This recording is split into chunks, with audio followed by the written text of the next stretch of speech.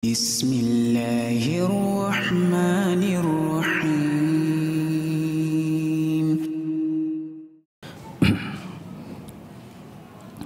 Bismillahirrahmanirrahim. Assalamualaikum warahmatullahi wabarakatuh. Alhamdulillahirabbil alamin. Wa bihi nasta'in ala umurid dunya waddin. Wassalatu wassalamu ala asyrafil anbiya'i wal mursalin. Nabiyyina Muhammad wa ala alihi wa sahbihi ajma'in wa man ihtada bihudah wattaba'a atharahu ila yaumiddin, amma ba'd. Ayyuhal ikhwah wal akhwat, kaum muslimin wal muslimat yang semoga senantiasa dirahmati dan diberkahi oleh Allah Subhanahu wa taala. Pada kesempatan malam yang berbarokah ini, insyaallah taala kita akan membahas hadis-hadis seputar 10 awal bulan Dzulhijjah, yang biasanya kita membahas 40 hadis seputar manhaj ahlus sunnah wal jamaah. Kita pending dulu, nanti kita lanjutkan setelah nyati insyaallah ya. Dan ini memberikan kepada kita faedah yang pertama, hendaknya bagi kita untuk memprioritaskan yang paling mendesak. Sekarang yang paling mendesak adalah pembahasan 10 awal bulan Dzulhijjah, karena kita sekarang berada di 10 awal bulan Dzulhijjah, dan seorang harus cerdas, harus mempertimbangkan skala prioritas. Oleh karenanya, kata para ulama, mana yang lebih utama, baca Quran atau jawab azan saat dengar azan? Jawab azan. Padahal sebaik-baik zikir itu membaca Al-Quran. Tapi kata para ulama, saat kita mendengar azan, yang paling utama jawab azan. Kenapa? Karena baca Al-Quran bisa nanti setelah sholat, setelah azan pun bisa ya. Yang kedua, hendaknya bagi kita ayyuhal ikhwah untuk peduli dengan musim-musim kebaikan ya, memanfaatkan momentum. Sekarang momentumnya adalah 10 awal bulan Dzulhijjah, maka yang lebih pas adalah kita membahas 10 awal bulan Dzulhijjah. Kalau momentumnya menjelang Ramadan, maka yang paling pas adalah bahas Ramadan ya.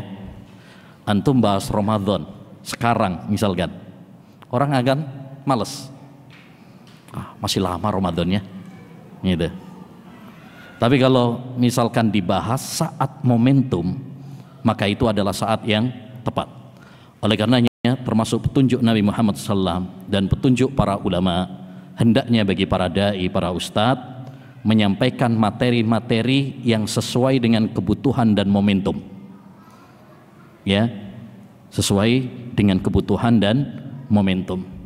Saat hujan, bahas tentang hukum hujan, fikih hujan, petunjuk Islam tentang hujan ya. Saat haji, dibahas tentang masalah haji. Saat Ramadan dibahas tentang puasa, begitu seterusnya. Taib, ikhwani wa akhwati fillah, kita akan membaca insyaallah ta'ala hadis-hadis seputar 10 awal bulan Dzulhijjah dalam rangka untuk menguatkan ilmu kita. Karena ilmu jika tidak diulang maka akan pudar, akan hilang. Yang kedua, tujuan utama kita membahas hadis-hadis seperti ini untuk kita amalkan. Untuk kita amalkan. Nah, insyaallah ta'ala kita akan bahas secara singkat saja ya, karena kebutuhan dan momentum tadi. Bismillahirrahmanirrahim. Hadis yang pertama, keutamaan 10 awal bulan Dzulhijjah. An Ibni Abbas radhiyallahu anhuma anin Nabi sallallahu alaihi wasallam qala. Dari sahabat Ibnu Abbas, yakni Abdullah bin Abbas, semoga Allah meridhai keduanya. Dari Nabi alaihi salatu wassalam, beliau mengatakan, "Ma min ayyamin al-amalu salihu fihinna ahabbu ila Allah min hadhil ayyamil ashar." Tidak ada hari di mana amal saleh lebih dicintai oleh Allah Subhanahu wa taala daripada amal saleh yang dilakukan di 10 awal bulan Dzulhijjah Maka hadis ini menunjukkan kepada kita, pertama, keutamaan 10 awal bulan Dzulhijjah. Ya. Dan 10 awal bulan Dzulhijjah ayyuhal ikhwah termasuk hari-hari yang sangat istimewa. Kenapa? Satu, karena Allah Subhanahu wa taala bersumpah dengannya. Wal fajr walayalin ashar. Demi waktu fajar dan demi 10 awal bulan Dzulhijjah. 10 hari di sini yang dimaksud adalah 10 awal bulan Dzulhijjah, sebagaimana penafsiran para ulama ahli tafsir. Dan jika Allah telah bersumpah dengan sesuatu, maka itu menunjukkan keistimewaan, kemuliaan. Yang kedua, 10 awal bulan Dzulhijjah adalah hari-hari yang paling dicintai oleh Allah SWT, sebagaimana dalam hadis ini. Yang ketiga, kenapa 10 awal bulan Dzulhijjah begitu istimewa? Karena ada hari Arafah, tanggal 9 Dzulhijjah, hari di mana Allah Subhanahu wa taala menyempurnakan agama Islam. Hari di mana Allah Subhanahu wa taala bangga kepada makhluknya. Hari di mana Allah Subhanahu wa taala mengabulkan doa-doa hambanya. Hari di mana Allah Subhanahu wa taala mengabulkan dan mengampuni dosa-dosa hambanya. Sebagaimana dalam hadis Aisyah, "Ma min yaumin aktsaru min an yu'tiqallahu fihi abdahu minan nar min yaumi Arafah." Tidak ada hari di mana Allah SWT lebih banyak membebaskan hambanya dari neraka ketimbang hari Arafah. Wa innahu layadnu summa yubahi bihimul malaika. Di hari tersebut Allah mendekat kepada hambanya. Allah bangga di hadapan para malaikatnya, seraya mengatakan, "Mada arada haula?" Apa yang diinginkan oleh hambaku? Hambaku ingin apa? Saya akan penuhi permintaan mereka. Ya. Yang keempat, kenapa 10 awal bulan Dzulhijjah begitu istimewa? Karena adanya tanggal 10, yaitu hari raya Idul Adha. Nabi bersabda alaihi salatu wassalam, "A'zamul ayyami indallah yaumun nahri wa yaumul qar." Hari yang paling agung di sisi Allah Subhanahu wa taala adalah hari penyembelihan, yaitu tanggal 10. Wa yaumul qar, dan tanggal 11. Ya, tanggal 11 Dzulhijjah. Yang kelima, kenapa hari 10 awal bulan Dzulhijjah begitu istimewa? Karena di 10 awal bulan Dzulhijjah terkumpul amal-amal ibadah yang mulia. Kita dianjurkan puasa, dianjurkan memperbanyak zikir, takbiran, dianjurkan haji dan umrah, dianjurkan kurban, ya, dan lain sebagainya. Terkumpul di 10 awal bulan Dzulhijjah yang tidak terkumpul di bulan-bulan yang lain. Faedah yang kedua dari hadis yang mulia ini adalah anjuran untuk memperbanyak amal saleh di 10 awal bulan Dzulhijjah. Karena 10 awal bulan Dzulhijjah begitu istimewa, maka kita dianjurkan untuk memperbanyak amal saleh. Karena amal saleh yang paling dicintai adalah amal saleh yang dilakukan pada 10 awal bulan Dzulhijjah. Maka puasa, sedekah, baca Quran, dan ibadah-ibadah yang lain di 10 awal bulan Dzulhijjah lebih istimewa dibandingkan di bulan-bulan yang lain. Bahkan sebagian ulama mengatakan, diantaranya adalah Syekh Ibnu Utsaimin rahimahullah, sedekah di 10 awal bulan Dzulhijjah lebih utama daripada 10 awal akhir Ramadan. Sampai segitunya. Kenapa? Karena Nabi sudah menjelaskan tidak ada hari yang lebih dicintai oleh Allah daripada amal saleh yang dilakukan di 10 awal bulan Dzulhijjah. Oleh karenanya para ulama salaf dahulu, mereka apabila mendapati 10 awal bulan Dzulhijjah, maka mereka apa? Sangat memuliakan, mengagungkan, dan bersungguh-sungguh dalam ibadah. Disebutkan bahwasanya Sa'id bin Jubair, muridnya Ibnu Abbas, apabila memasuki 10 awal bulan Dzulhijjah, maka beliau bersungguh-sungguh, berlomba-lomba dalam ibadah sampai tidak ada yang bisa menandinginya. Ya. terutama amalan-amalan intinya. Amal soleh tentu banyak, tapi ada amalan inti. Yang pertama apa? Puasa. Dianjurkan bagi kita memperbanyak puasa di 10 awal bulan Dzulhijjah ini. Kalau kita bisa 9 hari, alhamdulillah. Ya, kalau nggak bisa semampunya 7 hari, 5 hari. Kalau tetap tidak bisa juga, setidaknya 1 hari, yaitu pada hari Arafah, karena keutamaannya sangat besar sekali, sebagaimana nanti akan kita bahas. Yang kedua, memperbanyak takbir, zikir, tahmid, tahlil, atau istilah orang kita takbiran. Karena Nabi SAW mengatakan fa'aksiru fihinna minat takbiri wat tahlili wat tahmid.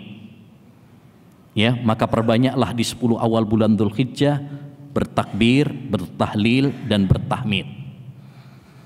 Makanya sebaik-baik takbiran, lafaz takbiran adalah lafaz Abdullah bin Mas'ud.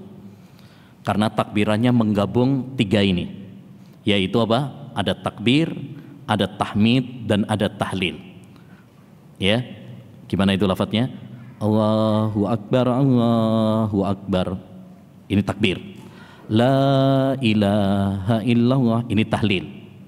Ya. Kemudian Allahu Akbar walillahil hamd. Walillahil hamd ini berarti tahmid.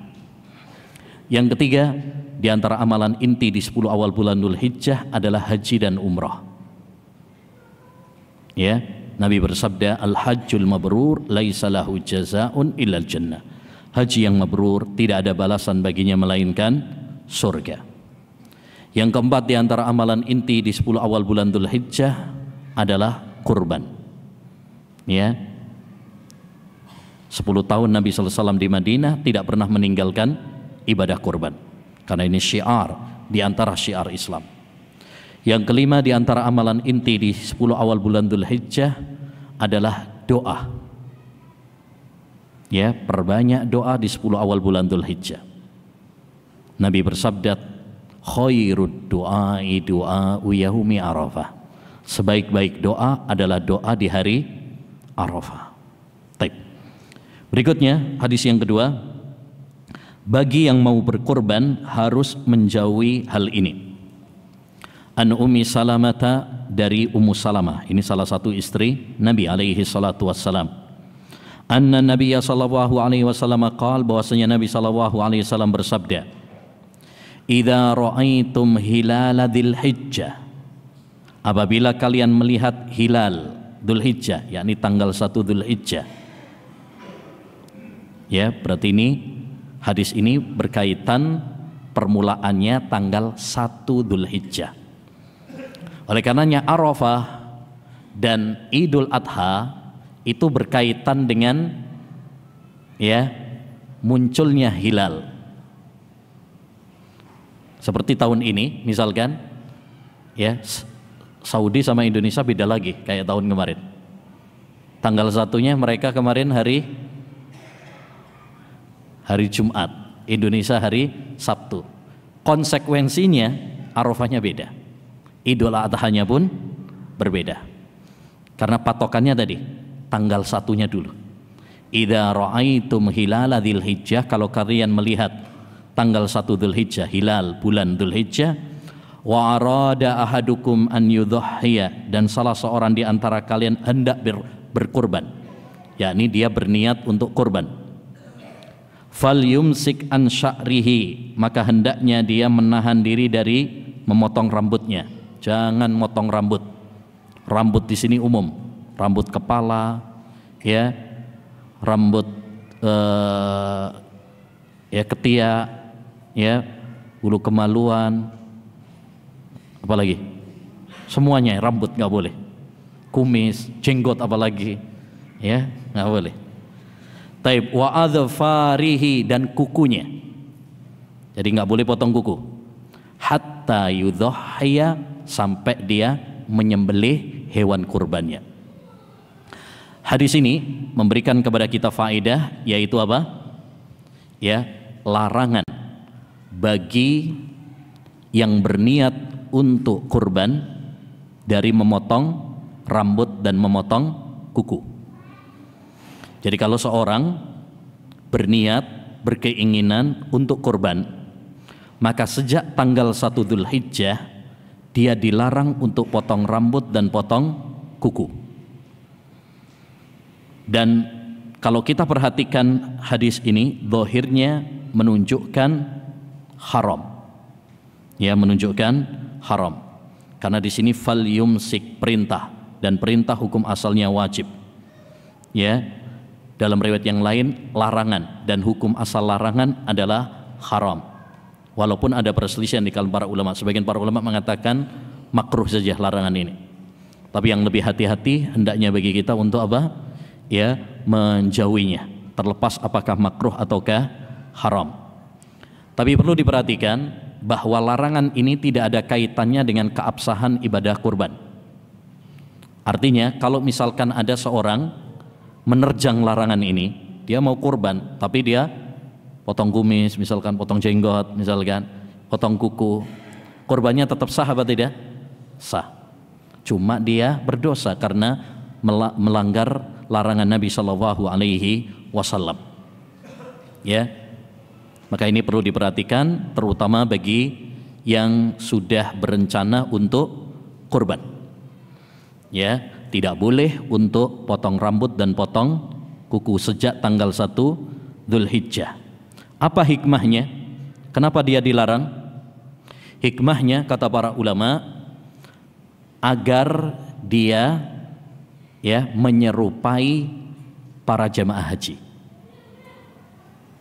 Kita tahu para jamaah haji kalau dia sudah ihram dilarang untuk potong rambut dan potong kuku. Maka begitu juga orang yang tidak berangkat haji, ketika dia berniat dia untuk kurban, maka dilarang juga untuk potong rambut dan potong kuku. Karena Islam itu ikhwan agama yang adil. Ya, misalkan disyariatkan bagi kita untuk adzan, tapi kan adzan bukan untuk setiap orang, dia fardu kifayah, salah satu saja, nggak mungkin semuanya adzan gitu kan. Tapi kita semuanya pengen pahala, pengen semuanya dapat pahala. Maka bagaimana keadilan Islam? Tetap disuruh ada yang adzan, yang nggak adzan disuruh untuk jawab adzan, supaya sama-sama dapat pahala. Saudara-saudara kita yang berangkat haji, mereka dapat keutamaan wukuf di Arafah. Doa orang-orang yang wukuf di Arafah mustajab. Allah Maha tahu tidak semuanya orang bisa berangkat haji. Kayak kita ini kayaknya sudah ketinggalan kloter nih. Ya, taib. Bagi yang tidak berangkat ibadah haji disyariatkan puasa Arafah. Karena doa orang yang berpuasa mustajab. Jadi sama-sama para jemaah haji dapat keutamaan apa? Wukuf di Arafah, doanya mustajab. Kita yang tidak berangkat haji disyariatkan puasa, doanya juga mustajab. Jadi Allah Subhanahu wa taala itu maha adil. Oleh karenanya kita jangan berkecil hati kalau kita tidak bisa melakukan salah satu ibadah. Kalau kita misalkan belum dimudahkan untuk berangkat haji, jangan berkecil hati. Masih banyak peluang-peluang dan pintu-pintu kebaikan yang lainnya. Taib. Hadis ini larangan bagi yang mau kurban untuk potong kuku dan potong rambut sejak tanggal 1. Bagaimana kalau awalnya dia nggak ada niat? Ya, nggak ada niat untuk kurban. Tiba-tiba tanggal 8 atau tanggal 9, Masya Allah, dia dapat rezeki. Mungkin habis gajian, mungkin dapat arisan, mungkin menang slot.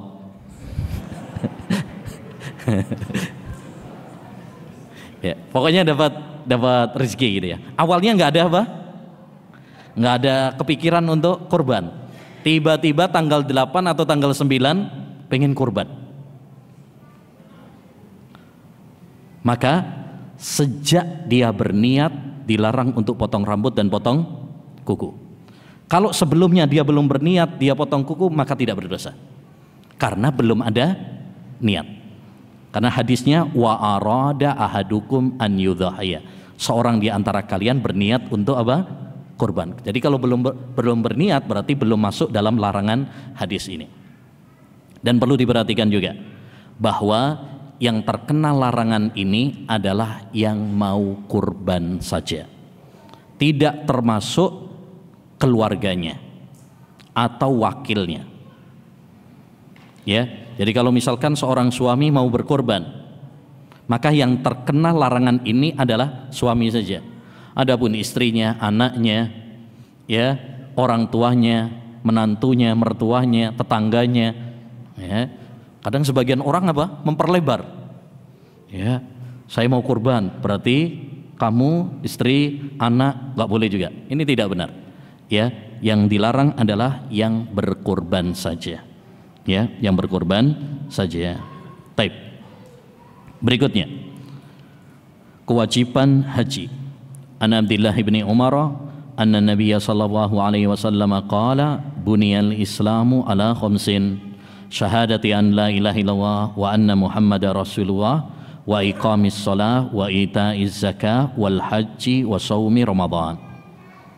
Dari Abdullah bin Umar bahwasanya Nabi SAW bersabda, Islam dibangun di atas 5 perkara. Ini yang disebut dengan rukun Islam.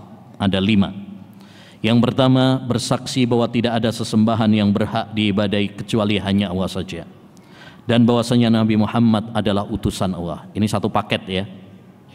Syahadat la ilaha illallah dan Muhammad Rasul itu satu paket, tidak terpisah.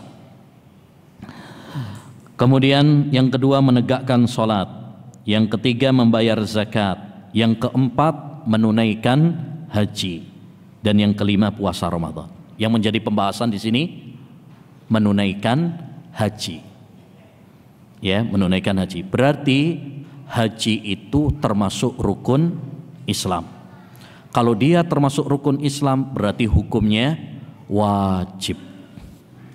Maka seorang muslim dan muslimah yang memiliki kemampuan wajib untuk menunaikan ibadah haji.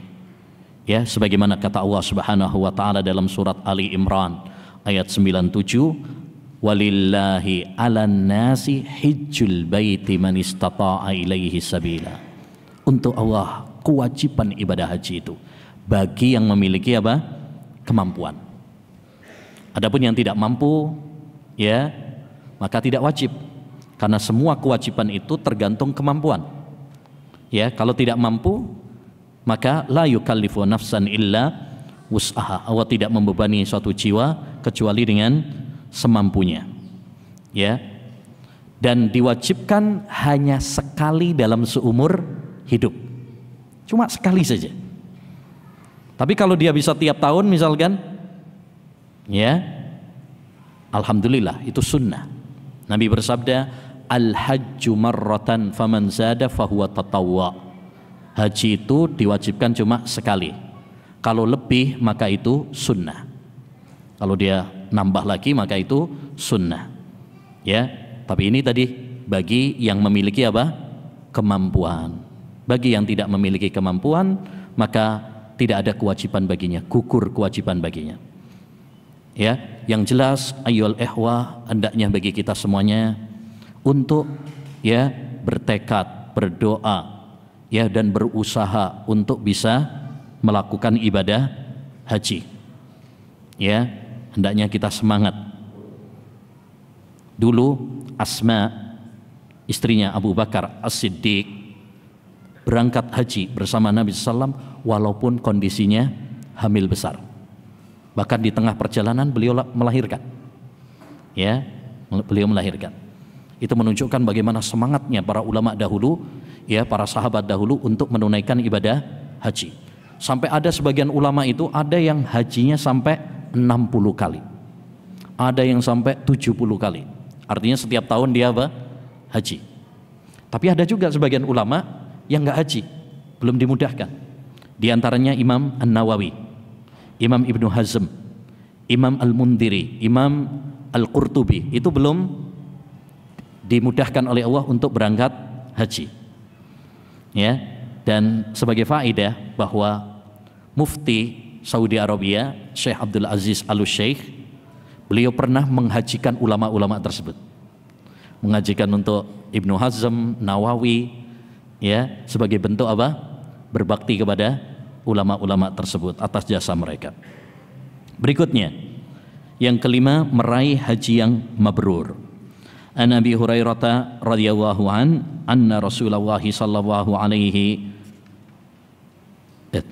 yang keempat, an Abi Hurairah radhiyallahu anhu qala sami'tu Rasulullah sallallahu alaihi wasallam yaqul man hajja hadzal baita falam yarfus walam yafsuk raja'a min dhunubihi kayaumi waladathu ummuh.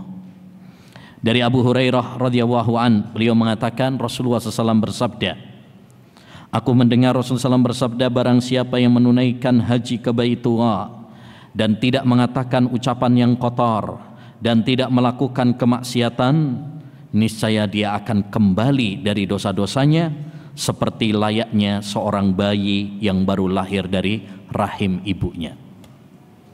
Hadis ini menunjukkan tentang apa? Keutamaan ibadah haji, di mana siapa yang menunaikan ibadah haji, maka Allah Subhanahu wa taala akan mengampuni dosa-dosanya seperti, ya, jabang bayi yang baru dilahirkan oleh ibunya. Kullu mauludin yuladu alal fitrah. Setiap anak yang lahir itu dilahirkan dalam keadaan apa? Fitrah, nggak ada dosa. Begitu juga orang yang haji, asalkan hajinya haji yang mabrur, haji yang tidak ada ucapan-ucapan kotor, tidak ada kemaksiatan, dosa di dalamnya, maka Allah Subhanahu wa taala akan mengampuni dosa-dosanya.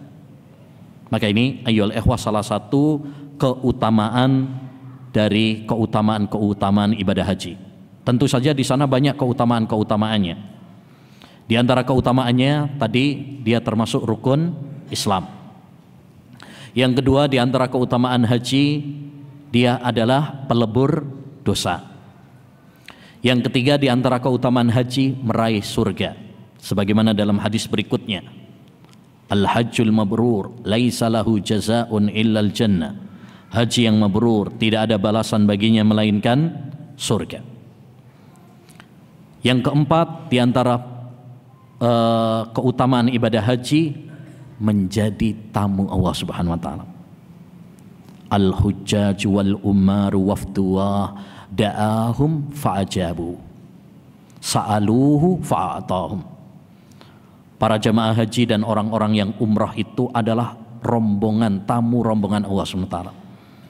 Allah mengundang mereka, mereka memenuhi undangannya. Mereka meminta kepada Allah Subhanahu wa taala, Allah pun mengabulkan permintaan mereka.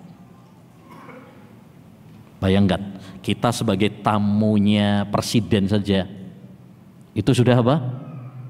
Keren, terhormat. Bisa-bisa itu sejarah itu ya. Ya, orang merasa GR itu di mana-mana diceritain tuh. Ya, saya pernah ke istana misalnya. Tapi ini bukan tamunya raja, bukan tamunya presiden, tamunya Allah Subhanahu wa taala. Maka itu suatu kehormatan, suatu kemuliaan. Dan di antara keutamaan ibadah haji juga adalah, ya, dia termasuk jihad, terutama bagi para wanita dan orang yang lanjut usia. Makanya dalam hadis Aisyah pernah mengatakan, ya Rasulullah, hal ala nisa'i jihad? Apakah wanita wajib berjihad? Kata Nabi apa? Naam jihadun la qitala fi. Iya, jihad yang tidak ada peperangannya, nggak pakai perang. Yaitu al-hajj wal umrah, haji dan umrah. Taib, yang kelima, hadis yang kelima, meraih haji mabrur.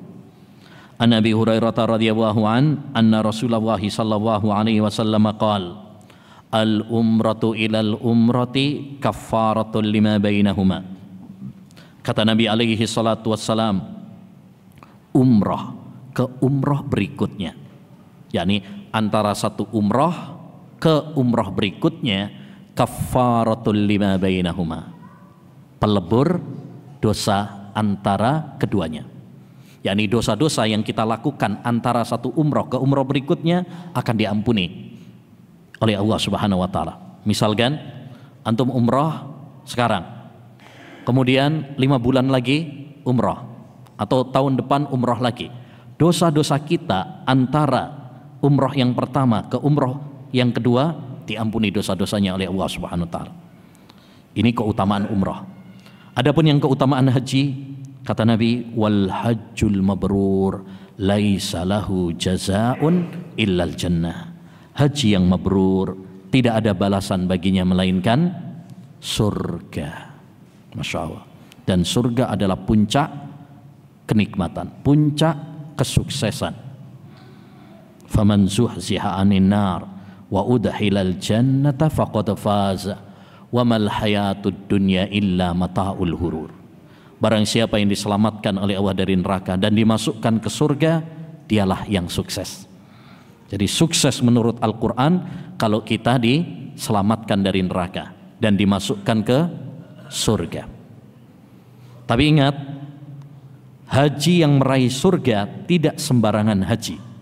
Tidak semua orang yang berangkat haji meraih keutamaan ini.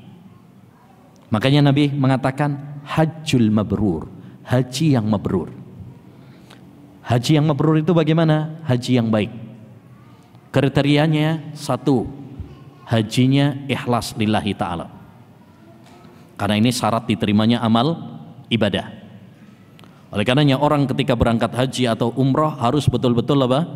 Ikhlas lillahi ta'ala.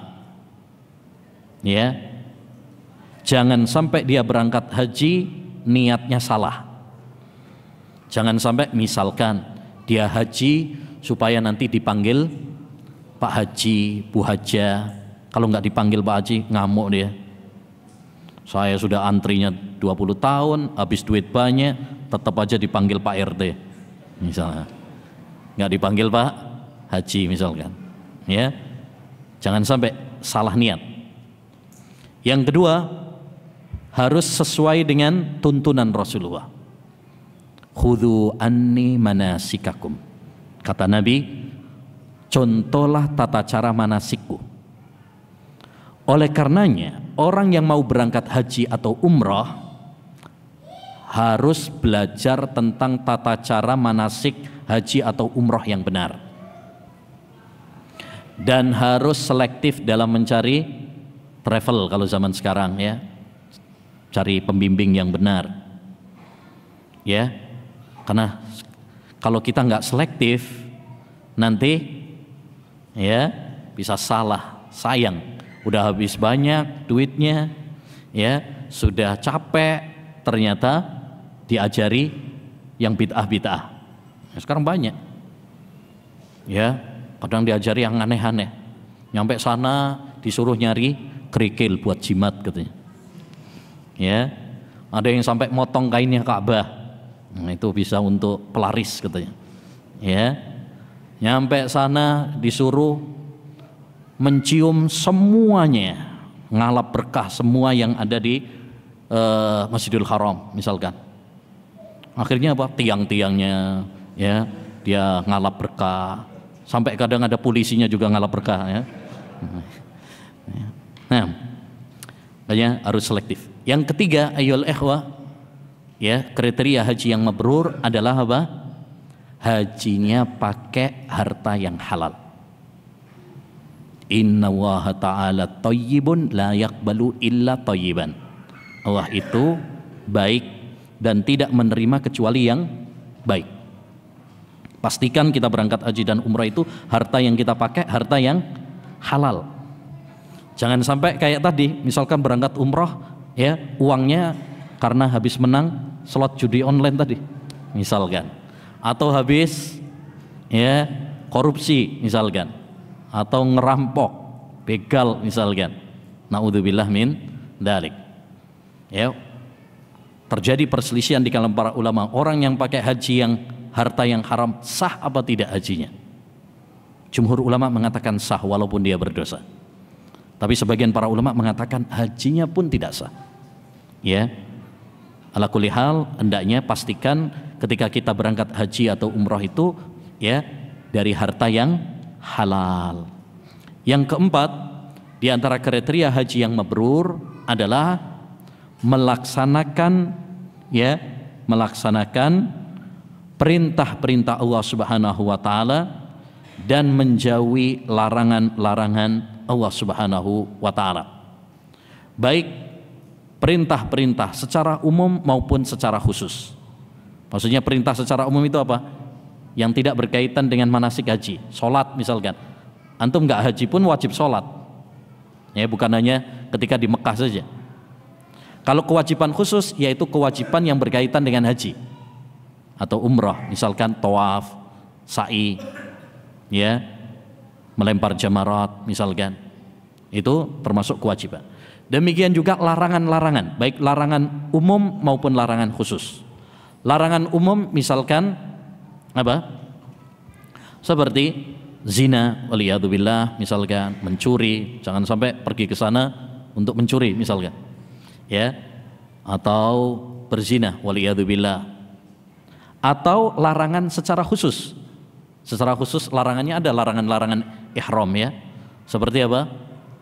Potong rambut, potong kuku, ya, pakai minyak wangi, itu larangan-larangan saat ihram. Nikah atau jadi wali nikah, jadi saksinya, nggak boleh. Jangan sampai antum pas ihram, lagi keadaan ihram, kemudian ya ketemu ya akhwat di sana langsung diajak nikah, padahal belum selesai, ya masih dalam keadaan ihram.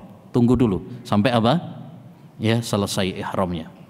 Nah, insyaallah nanti kita lanjutkan setelah salat.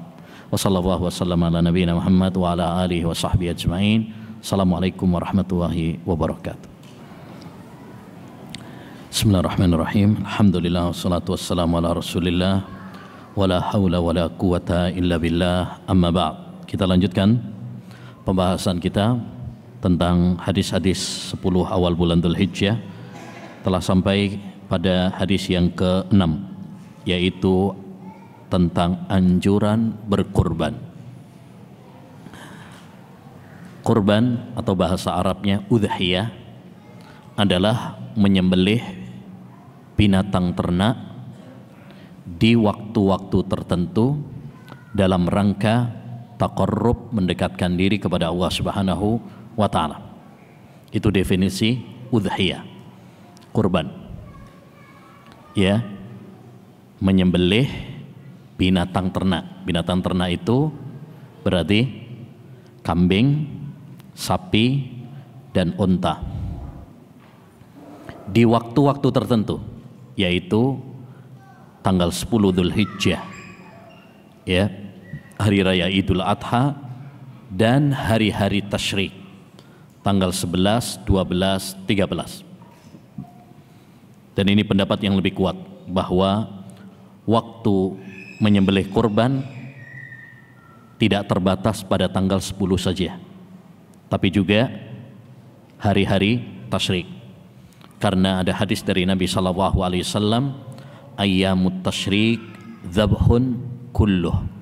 Hari-hari tasyrik itu adalah waktu penyembelihan, ya, taqarruban lillahi jalla, menyembelihnya dalam rangka untuk taqarrub kepada Allah Subhanahu wa taala, mendekatkan diri kepada Allah.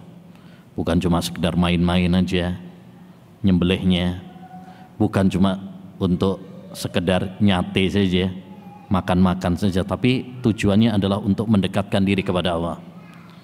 Ya, bukan juga mendekatkan diri kepada selain Allah. Jangan sampai nanti nyembelihnya untuk Nyai Loro Kidul misalnya. Ya, sebagian orang ada nyembelih ya tumbal diperuntukkan kepada selain Allah. Ini termasuk syirik.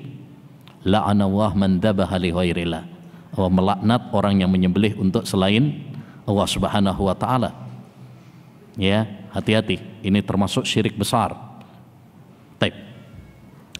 Hadis yang ke-6, anjuran berkurban. An Abdullah bin Umar radhiyallahu anhu maqal, dari sahabat Abdullah bin Umar, ini putranya Umar bin Khattab. Beliau mengatakan, aqama Rasulullah sallallahu alaihi wasallam bil Madinati 10 sinin yudhahi. Nabi sallallahu alaihi wasallam tinggal di Madinah selama 10 tahun. yakni setelah hijrah.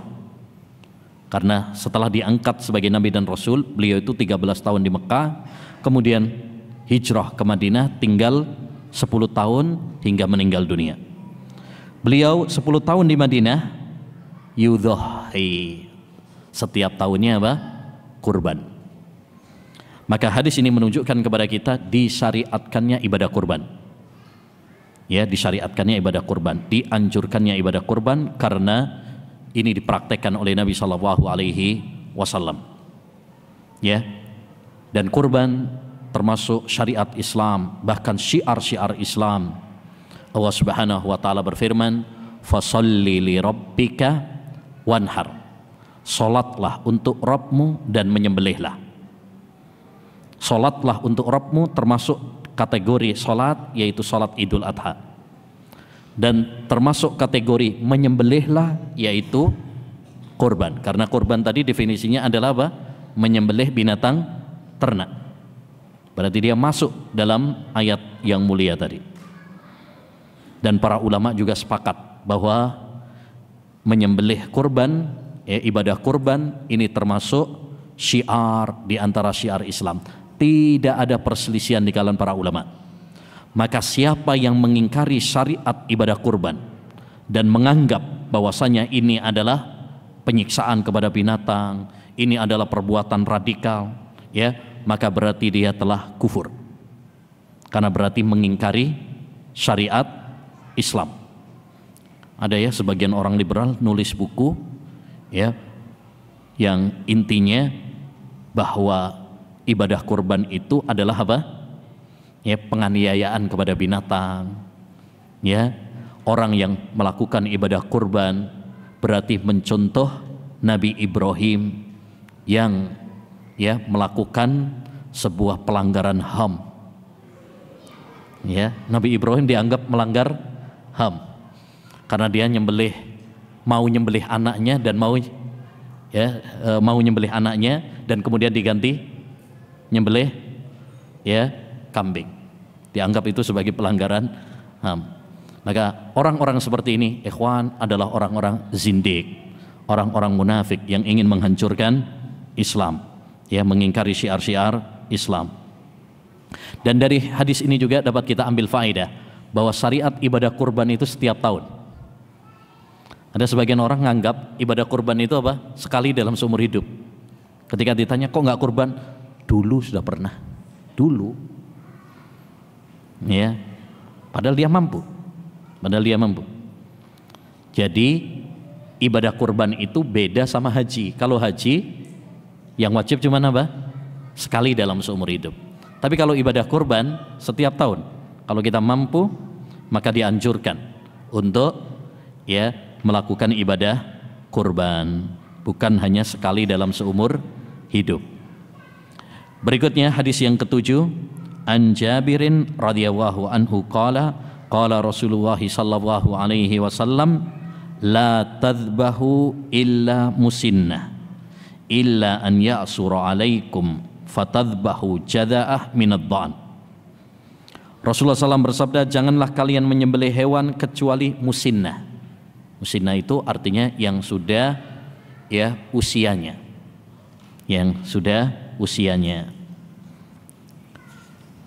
dan usia hewan kurban musinnah itu tergantung kepada hewannya.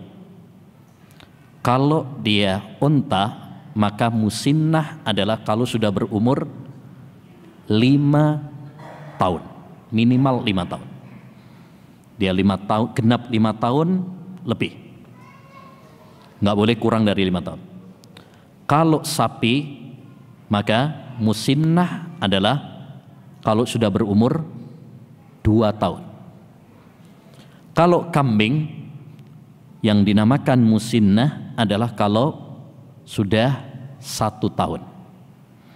Kecuali kalau memang tidak mendapatkan ya kambing biasa, kambing gibas dan sebagainya, yaitu domba, maka kata Nabi apa? Boleh, yaitu jada'ah yang berusia 6 bulan, setengah tahun. Itu kalau memang tidak ada apa? Ya, kambing ya biasa. Intinya hadis ini menunjukkan bahwa hewan kurban itu ada aturan-aturannya. Baik dari sisi jenisnya, baik dari sisi ya usianya, itu ada aturannya. Waktu penyembelihan ada aturannya. Makanya ibadah kurban ini ibadah. Yang namanya ibadah berarti harus memenuhi dua syarat. Yang pertama ikhlas, dan yang kedua harus mutaba'ah, mengikuti aturan Nabi SAW. Gak boleh kemudian asal-asalan.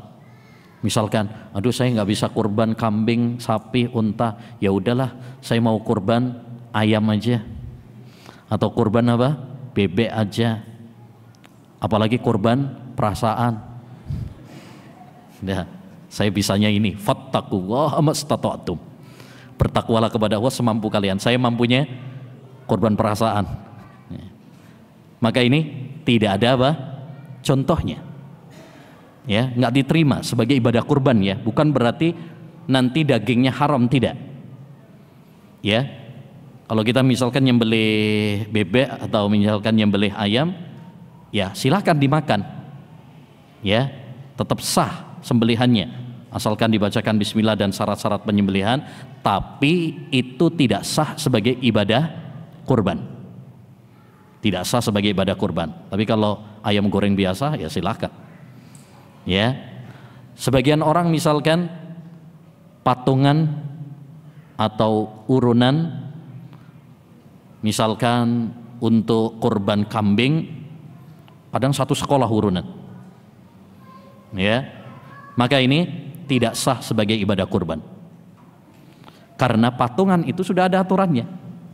Kambing 1 orang, sapi atau unta 7.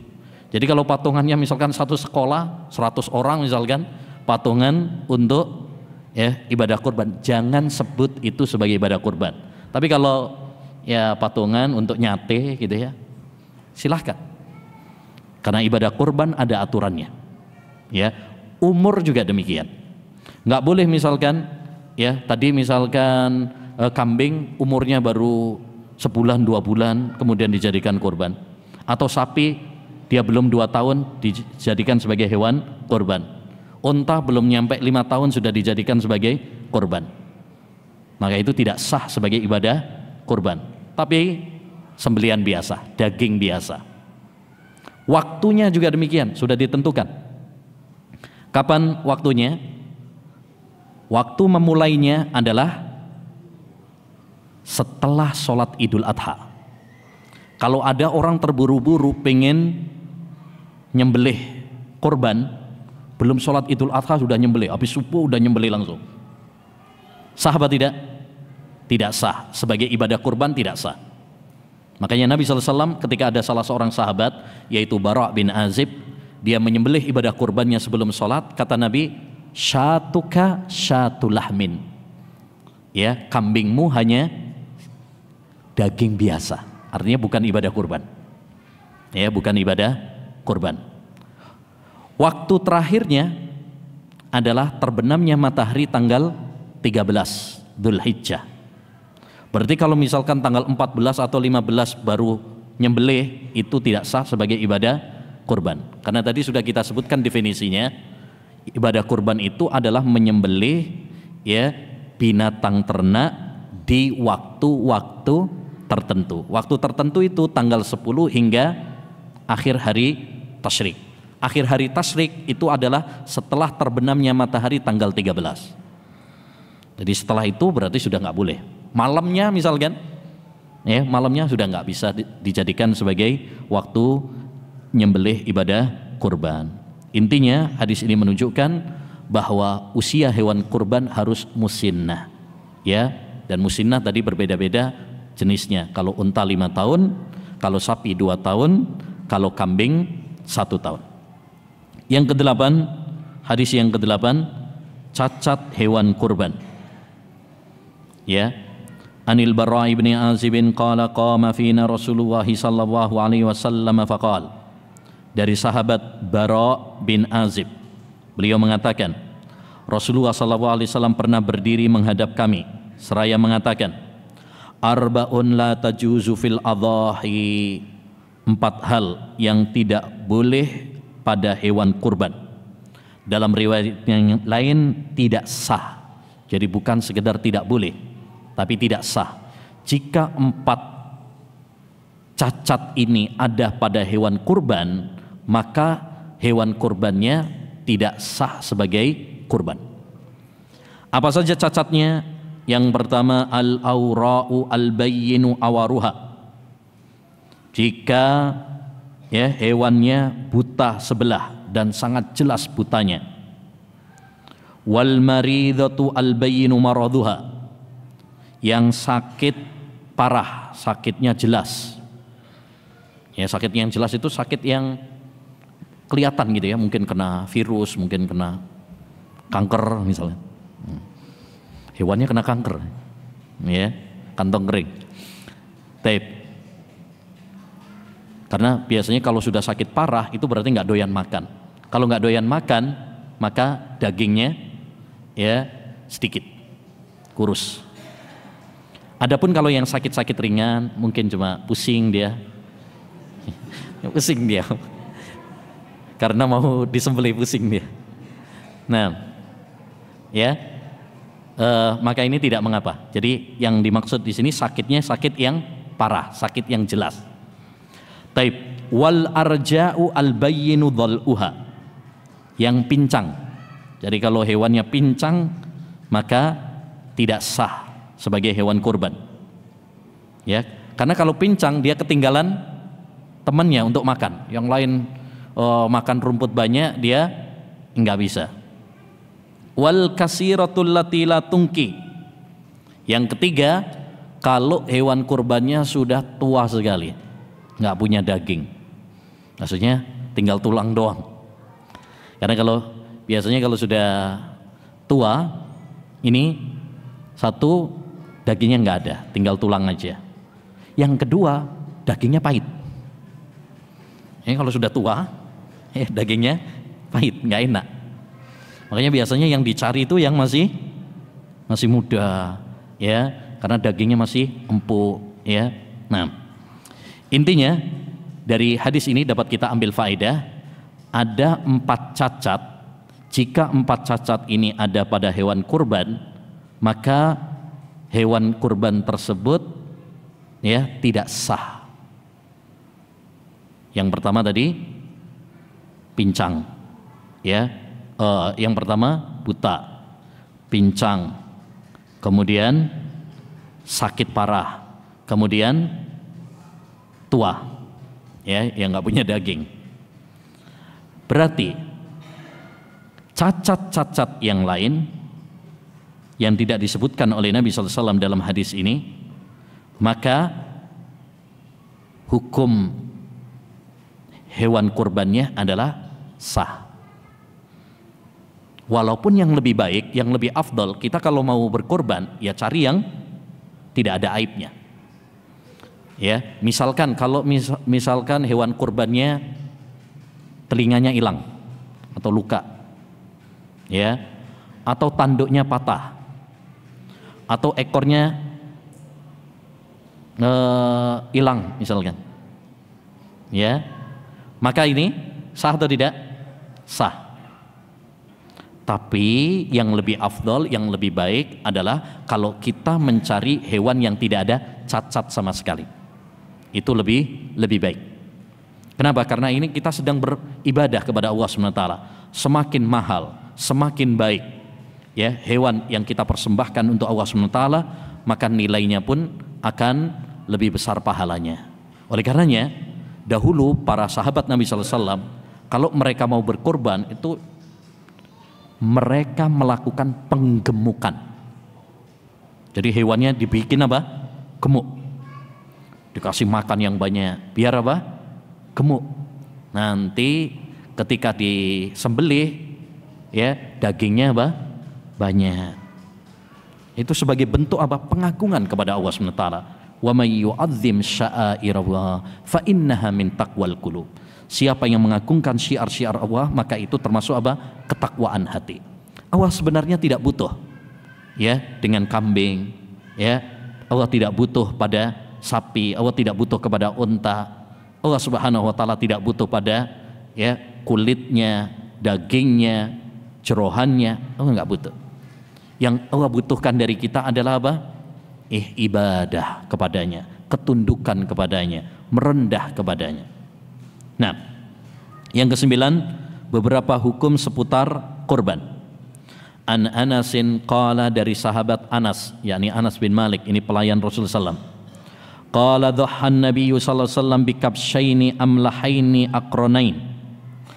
Nabi sallallahu alaihi wasallam berkorban dengan 2 ekor kambing yang gemuk dan bertanduk. Aqranaini yang bertanduk. Dzabahahuma biyadihi. Rasulullah SAW menyembelih dengan tangannya sendiri. Wasamma wa kabbara, beliau membaca bismillah. Wa kabbara, dan bertakbir. Wa wadha'a rijlahu ala sifahihima, dan meletakkan kakinya pada kedua sisi leher kurbannya. Hadis ini memberikan kepada kita beberapa faedah. Faedah yang pertama, anjuran bagi kita berkorban dengan yang gemuk. Nah, ini yang tadi sudah kita sampaikan. Dianjurkan bagi kita kalau cari hewan kurban itu yang apa? Yang bagus, yang gemuk. Ya, karena salah satu manfaat dan hikmah kurban adalah untuk berbagi. Untuk berbagi.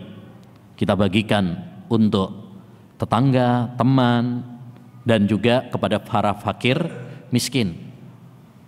Ya, semakin banyak dagingnya, semakin besar manfaatnya. Khairun nas anfa'uhum linnas.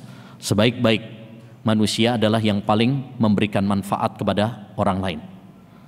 Terutama di hari raya, kita dianjurkan untuk membuat orang lain bahagia. Min afdhalil a'mal sururun tudhiluhu fi qalbi akhi. Termasuk amalan yang paling baik, kamu membahagiakan saudaramu. Ya, makanya kata Al-Hafidh Ibnu Hajar Al-Asqalani, idharu sururi yaumal id min sya'airiddin. Ya, menampakkan kegembiraan di hari raya itu termasuk syiar agama. Makanya kalau pas hari raya Idul Fitri, hari raya Idul Adha, usahakan ceria, gembira. Jangan sedih, galau. Ya, ada sebagian orang kadang sedih, galau, mikirin utang. Nanti, ya, sudah selesai nyatinya baru galau lagi, nggak apa-apa. Nah, jadi artinya pas hari raya itu usahakan kita apa? Gembira. Ya, dipending dulu. Ya, baik. Dan di antara faedah dari hadis yang mulia ini, anjuran, ya, anjuran kurban dengan hewan yang jantan. Diambil dari mana? Nabi tadi hewannya bertanduk. Ya, bertanduk berarti itu jantan. Ya, jadi korban dengan hewan jantan lebih utama. Walaupun kalau betina boleh apa tidak? Boleh. Boleh.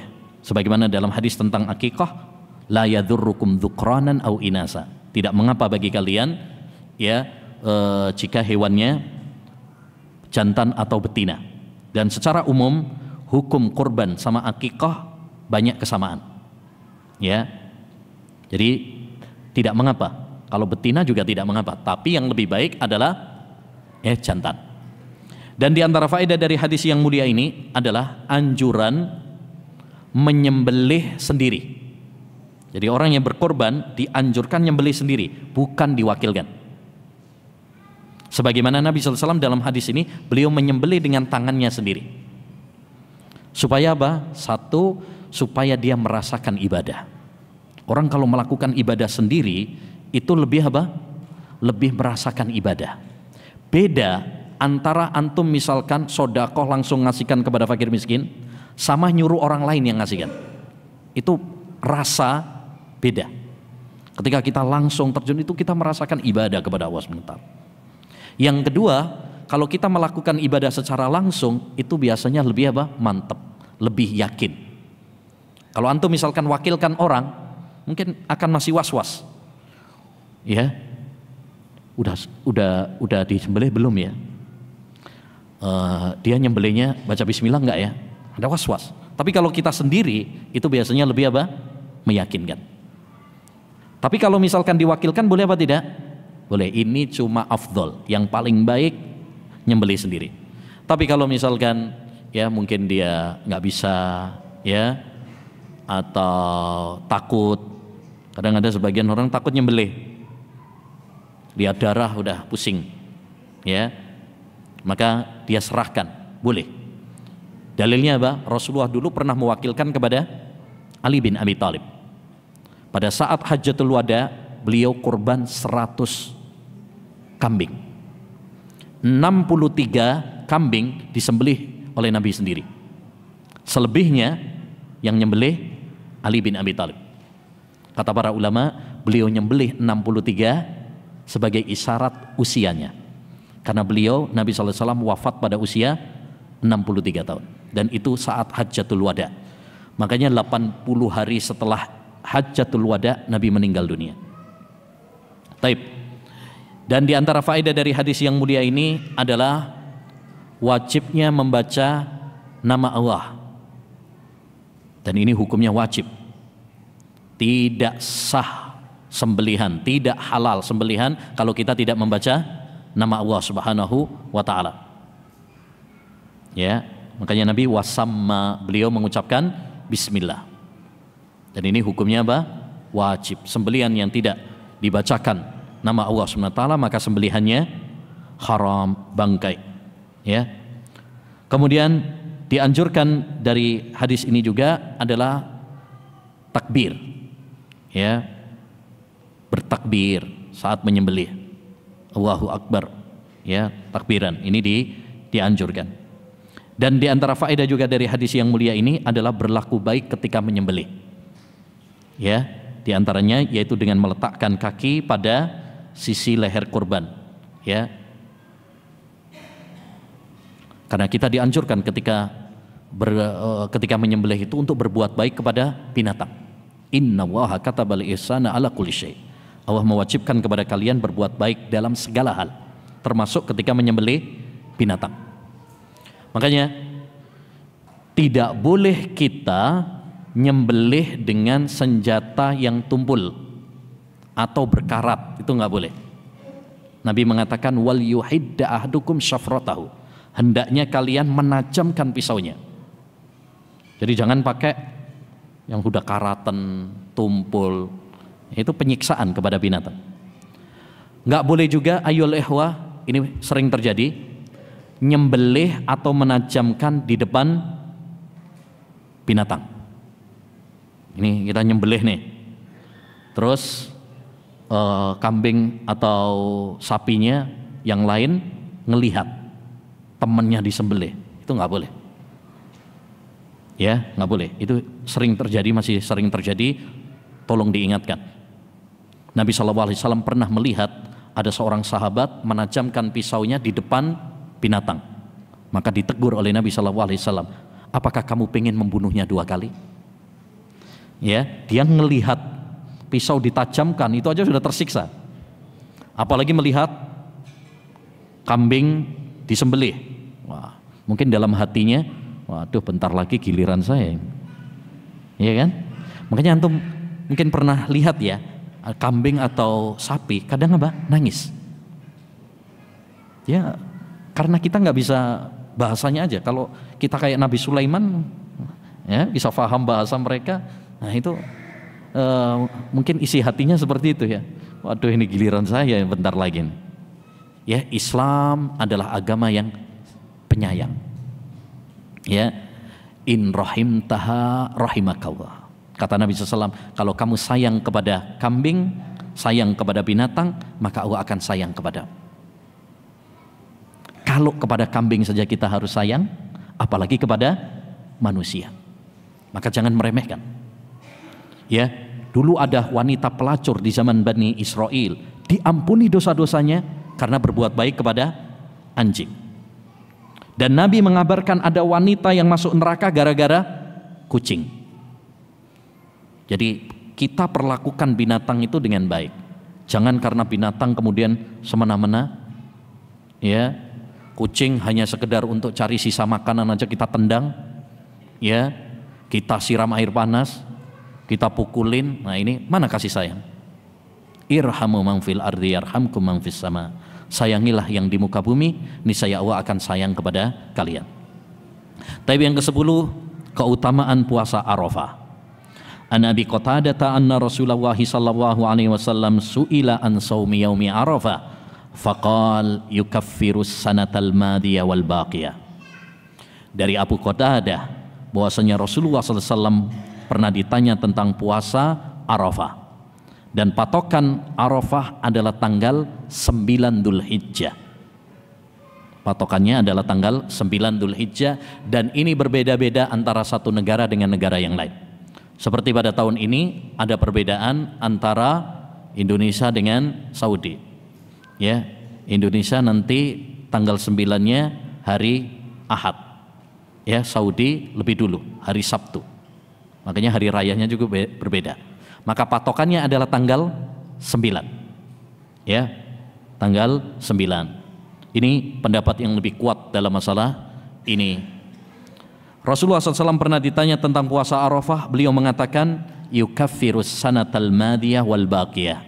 Puasa Arafah itu bisa menghapus dosa-dosa setahun yang lalu dan setahun yang akan datang. Yang dimaksud dengan dosa di sini yaitu dosa-dosa kecil, bukan dosa besar. Kalau dosa besar harus dengan taubat kepada Allah Subhanahu wa taala. Ya, yang dimaksud di sini adalah dosa kecil. Karena sholat wajib saja, ya, disyaratkan sholat wajib saja tidak bisa menghapus, ya, dosa besar. Harus dengan taubat. Padahal itu sholat wajib, puasa Ramadan yang wajib, apalagi puasa Arafah yang hukumnya sunnah. Taib. Hadis ini menunjukkan kepada kita tentang apa? Keutamaan puasa di hari Arafah, dan pahalanya sangat besar, yaitu menghapus dosa-dosa setahun yang lalu dan setahun yang akan datang. Oleh karenanya, ayyuhal ikhwah, sangat dianjurkan bagi kita untuk puasa Arafah. Ajak keluarga kita, istri kita, anak kita untuk puasa Arafah. Latih. Ya, ajak keluarga kita, sahabat kita, masyarakat kita, sebarkan.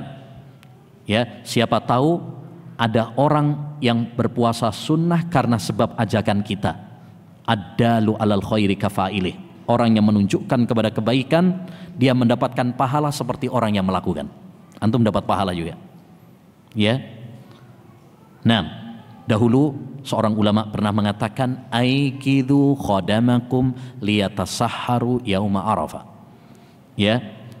Bangunkan keluarga kalian, pelayan-pelayan kalian agar mereka sahur di hari Arafah. Karena ini pahalanya luar biasa, cuma 1 hari, bayangkan. Tapi pahalanya sangat besar sekali, menghapus dosa-dosa setahun yang lalu dan setahun yang akan datang. Lucu, pernah ada orang Arab Badui puasa Arafah tapi cuma sampai siang saja. Ketika ditanya, kenapa kok sampai siang saja? Puasanya kan pahalanya berapa? 2 tahun. Ya, setahun bagi saya udah cukup lah. Udah kebanyakan. Nah, jangan kayak gitu ya. Nah, dan dulu Al-Imam Az-Zuhri rahimahullahu ta'ala, beliau walaupun safar tetap puasa Arafah dan puasa Asyura.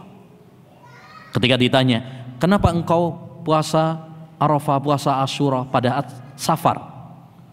Padahal kalau bulan Ramadan saja engkau tidak berpuasa. Apa jawabannya? Kalau puasa Ramadan saya masih bisa mengganti di waktu yang lain. Tapi kalau puasa Arafah, puasa Asyura nggak bisa digantikan. Hilang kesempatan tersebut. Ya, makanya walaupun safar pun beliau tetap apa? Berpuasa. Ya, intinya hendaknya bagi kita untuk apa? Memuliakan hari Arafah ini. Hari Arafah ini hari yang sangat agung, ikhwan. Ya, hari di mana Allah Subhanahu wa taala menyempurnakan agama Islam. Hari di mana Allah Subhanahu wa taala mengabulkan doa-doa hambanya. Hari di mana Allah mengampuni dosa-dosa kita. Hari di mana Allah berbangga di hadapan para malaikatnya. Maka manfaatkan kesempatan tersebut untuk berlomba-lomba dalam ibadah. Terutama 2 amalan intinya. Amalan inti di hari Arafah itu 2. Bagi yang tidak jamaah haji ya. 1 yaitu puasa Arafah, seperti tadi yang terdapat di dalam hadis ini. Ya. Yang kedua, doa. perbanyak doa, siapkan doa-doa terbaik kita untuk hari Arafah. Nabi bersabda, khairud du'ai du'a'u yaumi Arafah. Sebaik-baik doa adalah doa di hari Arafah. Kita ini banyak kebutuhannya, kita juga banyak dosanya. Maka siapkan doa-doa terbaik kita. Banyak buku-buku yang berkaitan tentang apa? Doa-doa ya, pilihan ya, itu disiapkan sehingga ketika kita nanti di hari Arafah ya, kita bisa berdoa dengan penuh kekhusyuan, fokus, menghadirkan hati. Inti dari doa adalah menghadirkan hati. Inti dari doa adalah ketulusan. Jangan sampai cuma di bibir saja, tapi betul-betul meresap di dalam hati. Makanya doa orang yang merengek, walaupun dia orang kafir, dikabulkan oleh Allah. Orang-orang kafir ketika mereka berdoa dengan merengek dikabulkan oleh Allah Subhanahu wa taala. Wa idza ghasyiyahum maujun ya, ya, apa namanya? Kata Allah Subhanahu wa taala, da'uwa mukhlishina lahudin falamma najjahum ilal barri idahum yusyrikun. Orang-orang kafir itu kalau ketika ada badai ombak, mereka berdoa ikhlas. Akhirnya diselamatkan oleh Allah. Cuma setelah mereka diselamatkan, mereka syirik lagi. Tapi dikabulkan doanya karena betul-betul tadi merengek kepada Allah Subhanahu wa taala. Ya, dahulu Atta Al-Khurasani mengatakan, inistata'ta an tahluwa bi nafsika isyata Arafah faf'al. Kalau kamu bisa menyendiri di sore hari Arafah, lakukanlah. Karena biasanya orang kalau doa itu menyendiri itu lebih khusyuk. Ya, kalau banyak orang itu kadang mungkin ria, mungkin malu, kadang mau doa malu, nanti dibilang ahli ibadah nanti. Tumben. Nah, langsung jatuh mentalnya, dibilang tumben. Tumben biasanya nggak pernah doa. Nah.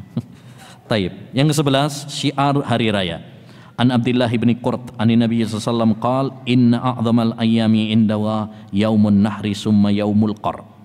Hari yang paling agung di sisi Allah adalah hari Nahr. Hari Nahr itu hari raya kurban, tanggal 10. Wa yaumul qar, kemudian hari qar. Hari qar itu tanggal 11 Dzulhijjah. Ya, salah satu hari tasyrik yang pertama. Hadis ini menunjukkan kepada kita tentang kemuliaan tanggal 10, yaitu hari raya kurban. Karena ini penghujungnya 10 akhir Ramadan. 10 awal bulan Dzulhijjah. 10 awal bulan Dzulhijjah itu hari istimewa, dan yang paling istimewa adalah penghujungnya, yaitu tanggal 9 dan tanggal 10. Karena Nabi bersabda, innamal a'malu bil khawatim. Sesungguhnya setiap amalan itu tergantung apa? Penutupnya, akhirnya. Hanya Ramadan itu mulia, tapi yang paling mulia 10 akhirnya. 10 awal bulan Dzulhijjah hari istimewa, yang paling mulia tanggal 9 dan 10-nya. Ya. Kenapa? Karena di tanggal 10 ini kita disyariatkan sholat hari raya Idul Adha. Kemudian di tanggal 10 ini juga disyariatkan kurban. Di tanggal 10 ini juga ya kita disyariatkan untuk memperbanyak takbir, baik takbir mutlak maupun takbir muqayyad. Ya, di tanggal ini juga kita dianjurkan sedekah, berbagi daging tadi. Ini amalan-amalan inti di 10 Dzulhijjah. Lebih-lebih bagi para jemaah haji. Makanya tanggal 10 itu bagi para jemaah haji disebut Al-Hajjul Akbar. Kenapa tanggal 10 disebut Hajjul Akbar? Karena kebanyakan amalan manasik haji itu tanggal 10.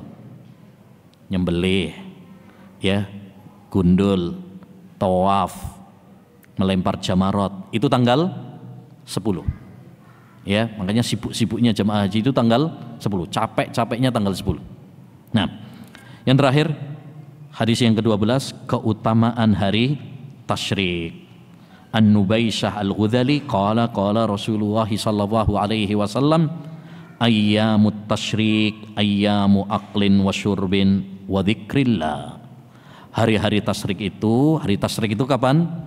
Tanggal 11 Dzulhijjah, tanggal 12 Dzulhijjah, dan tanggal 13 Dzulhijjah. Ayyamu aqlin wa syurbin, hari makan dan minum. Maksudnya ini hari bersenang-senang, makan, minum. Ya, bersenang-senang dengan apa yang dihalalkan oleh Allah Subhanahu wa taala. Makanya, ikhwan, di hari-hari tasyrik, ya, jadikan itu sebagai hari kita menampakkan kegembiraan. Gak apa-apa, antum bikin ya nyate bareng misalkan, ya rame-rame, ya kan? Mentol, bikin pentol bareng misalkan, apa-apa, masak-masak, ya, itu bikin apa keakraban, juga bikin kita apa gembira, ya, karena kalau bareng-bareng itu rasanya beda, walaupun satenya gosong enak juga, ya. Nah, karena apa, ya, ada kegembiraan, ada kesenangan. Makanya tadi ya usahakan di hari raya dan di hari-hari tasyrik itu kita apa menampakkan apa kegembiraan, ya, yang punya tanggungan, yang punya kesedihan ditunda dulu sedihnya, ya. Nah, yang kedua, ikhwan, hadis ini menunjukkan kepada kita tidak boleh puasa pada hari-hari tasyrik, karena itu termasuk hari raya. Kita dianjurkan untuk makan dan minum, ya, jangan puasa pas hari tasyrik. Ini termasuk waktu yang terlarang. Yang ketiga, nah ini yang paling penting. Hari-hari tasyrik bukan cuma sekedar makan dan minum saja, tapi wadzikrillah. Jangan lupa, jangan sampai berhenti. Ini belum titik, ini masih koma. Ya, hari tasyrik itu hari makan dan minum dan zikir kepada Allah. Makanya tetap dianjurkan takbiran, takbir mutlak dan muqayyad pada hari-hari tasyrik. Yang kedua, ini isyarat kata para ulama, agar ketika kita makan daging di hari-hari tasyrik, niatkan itu supaya kita kuat dalam beribadah. Jadi makan, nyate misalkan silakan, tapi niatkan setelah kita makan daging itu kita semakin apa? Semakin kuat beribadah. Jangan sampai kita nyate, ya, setelah nyate malah teler, nggak sholat malahan, ya. Setelah nyate, ya, keasikan nyate malah misalkan, ya, males beribadah kepada Allah Subhanahu wa taala. Jadi niatkan kita makan daging itu biar lebih apa? Lebih kuat untuk beribadah kepada Allah Subhanahu wa taala.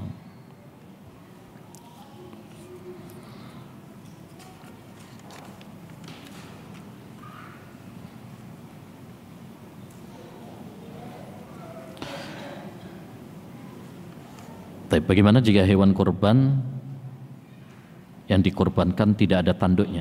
Ya, nggak apa-apa, nggak ada tanduknya, bukan suatu kewajiban harus ada apa?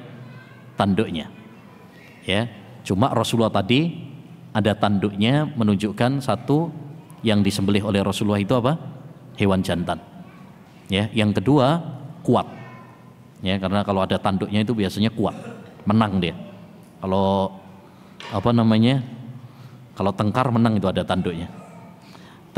Tapi kalau misalkan tadi nggak ada tanduknya, nggak apa-apa juga. Jadi bukan sebuah syarat hewan itu harus ada tanduknya.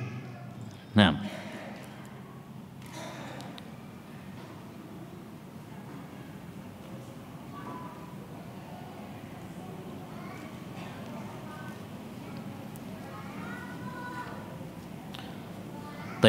ini terakhir, apakah patungan suami dan istri untuk kurban 1 ekor kambing dianggap sah karena istri bekerja dan suami pengusaha? Istri bekerja, suami pengusaha, tapi kok pelit? Kenapa harus patungan? Ya, harusnya kalau memang masing-masing punya uang, mendingan apa? Sendiri-sendiri. Ya, mendingan sendiri-sendiri. Tapi kalau memang patungan, maka atas 1 nama, ya, 1 nama, karena patungan itu sudah ditentukan tadi. Kalau kambing berapa? 1. Kalau sapi 7. Jadi kalau suami istri patungan itu 1 aja nanti, atas nama suami atau atas nama apa? Istri. Ya, atas nama istri. Ya, misalkan istri memberikan kepada suami atau suami memberikan kepada istri. Ya. Karena tidak boleh tadi patungan kecuali berapa? Kalau kambing hanya satu saja. Ya. Tapi kalau pahala boleh antum sertakan. Jadi syarikah, patungan itu ada dua macam, ikhwan. Yang pertama patungan dari sisi kepemilikan. Maka ini patokannya tadi. Kalau kambing berarti apa? 1. Kalau unta atau sapi berarti 7. Tapi kalau mengikut sertakan dalam masalah pahala berapapun boleh. Misalkan suami, ya, dia kurban. Kemudian pahalanya diikut sertakan juga untuk istrinya, anaknya, orang tuanya, bahkan yang sudah meninggal pun boleh. Itu mengikut sertakan dalam masalah apanya? Pahala. Dalilnya apa? Dalilnya Nabi SAW dulu dia berkorban dan pahalanya diperuntukkan untuk umatnya yang belum kurban. Ya Allah, ini dariku dan untuk umatku yang belum kurban. Umat Nabi yang belum kurban banyak. Ada yang masih hidup, ada yang sudah mati. Itu dari sisi apa? Pahala. Jadi kalau dari sisi pahala boleh, ya, diikut sertakan berapapun. Ya, tapi kalau dari sisi kepemilikan berarti cuman 1 kalau kambing. Ya, kalau kambing 1. Wallahu a'lam bissawab. Subhanakallahumma bihamdika asyhadu an la ilaha illa anta astaghfiruka wa atubu ilaik. Assalamualaikum warahmatullahi wabarakatuh.